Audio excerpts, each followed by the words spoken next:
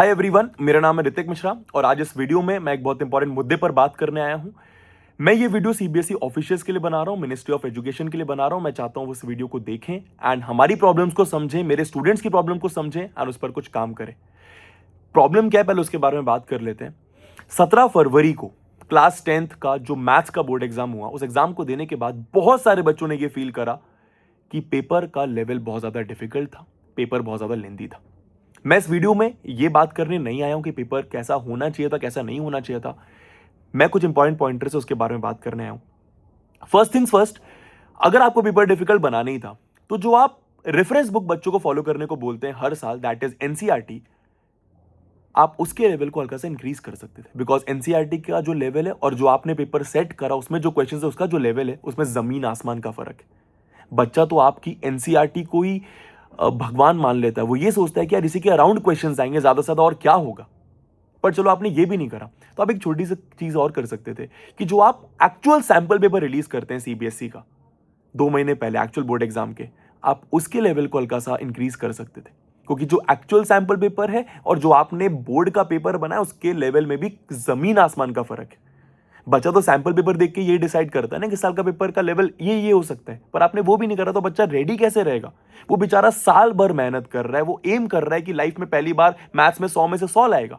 उसका तो सपना टूट जाएगा उस पेपर को देख के, जिस पेपर में उसको ऐसे क्वेश्चंस दिखाई दे रहे हैं जो कि उसने कहीं नहीं देख रखे हैं। वो डर जाएगा, वो घबरा जाएगा, उसकी पूरी मेहनत वेस्ट चली जाएगी। बिकॉज उसके लिए बोर्ड एग्जाम बहुत इंपॉर्टेंट एग्जाम है।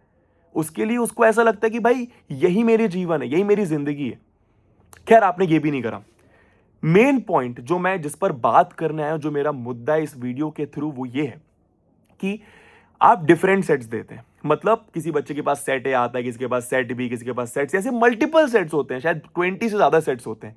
इस बार ऐसा देखा गया कि डिफरेंट सेट्स के बीच में डिफरेंट डिफिकल्टी लेवल है। ये कैसा जस्टिस है?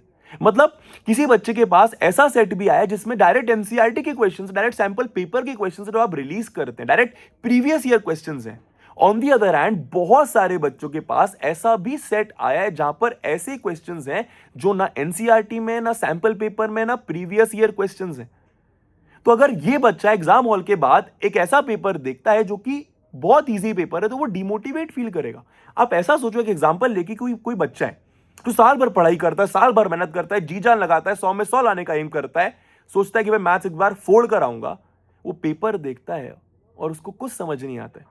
और उसके बाद वो एक ऐसे बच्चे को देखता है, अपने दोस्त को देखता है शायद, जिसके पास एक इजी सेट आ गया जहां पे डायरेक्ट एनसीईआरटी क्वेश्चंस थे, तो वो कितना डिमोटिवेट हो जाएगा। ये तो किस्मत वाली बात हो गई। तो कुछ नहीं, तो इस पर तो आप लोग काम कर सकते थे। बिकॉज आपके पास इतने सारे टीचर्स है पेपर बनाने के लिए, इतनी बड़ी आपकी बॉडी है ना। कई जगह पे ऐसा भी देखा गया कि बेसिक मैथ्स का पेपर स्टैंडर्ड मैथ्स के लेवल पे ज्यादा डिफिकल्ट है। भाई अगर बच्चे को डिफिकल्ट पेपर ही देना होता तो वो बेसिक मैथ्स क्यों ऑप्ट करता? तो मेरे को लगता है प्लीज आप इन सब चीजों पर काम करें, इन बातों को सीरियसली लें, बच्चों की बातों को सीरियसली, बिकॉज मेरे को लगता है ये एकदम जेन्युइन कंसर्न है। ठीक है, अभी क्या कर सकते हैं उस बारे में बात कर ले। तो जो मुझे लगता है, पहली चीज, आप नॉर्मलाइजेशन पॉलिसी लगा सकते हैं जो कि एनटीए भी फॉलो करता है जब वो जेई मेंस का पेपर कराता है तो। ठीक है, जहां पर डिफिकल्ट जो पेपर्स आते हैं, डिफिकल्ट जो सेट्स आते हैं, जैसे जेई मेंस में होता है ना, डिफरेंट शिफ्ट में डिफरेंट पेपर्स आते हैं। अब यहाँ पर नॉर्मलाइजेशन पॉलिसी लगा के जो जिनको डिफिकल्ट सेट्स मिले उनको थोड़ा सा अच्छे मार्क्स दे सकते हैं।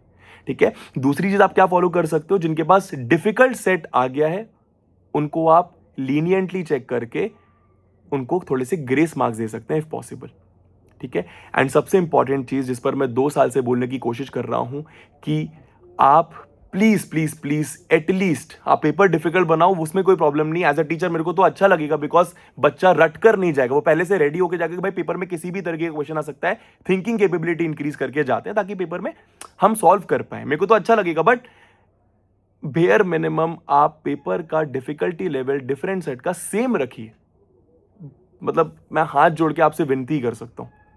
खैर, अब आ जाते हैं मेन। बच्चों हम क्या कर सकते हैं? देखो, मैं अपनी तरफ से यार एक पीआईएल फाइल कर रहा हूं एंड देखते हैं उससे क्या होगा क्या नहीं होगा। इंपॉर्टेंट चीज़ है यार, मैंने अलग सर से भी इस चीज़ पर बात करी थी। अगर मैं सिर्फ आवाज़ उठाऊंगा, सिर्फ मैं बोलूंगा, तो सीबीएसई को ऐसा लगेगा कि मेरा कोई पर्सनल इंटरेस्ट है इस फीस पर, इसलिए मैं ऐसा बोल रहा हूँ। पर अगर तुम सब बोलोगे ना इस चीज़ पर, तो सीबीएसई इस बात को सुनेगा, इस बात पर काम करेगा, इस बात को सीरियसली लेगा। तो हम सब मिलकर एक पिटिशन फाइल करते हैं, जिसका लिंक मैंने नीचे लगा दिया है। आप प्लीज उस लिंक को जाकर उसको भर दें, हार्डली 30 सेकेंड्स लगेगा। और एक और इंपॉर्टेंट चीज, आप कमेंट बॉक्स में अपना नाम, अपने शहर का नाम, अपने स्टेट का नाम प्लीज बता दीजिए।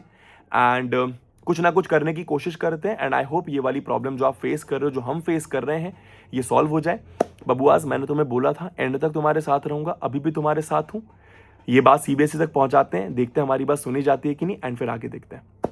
चलो बाय।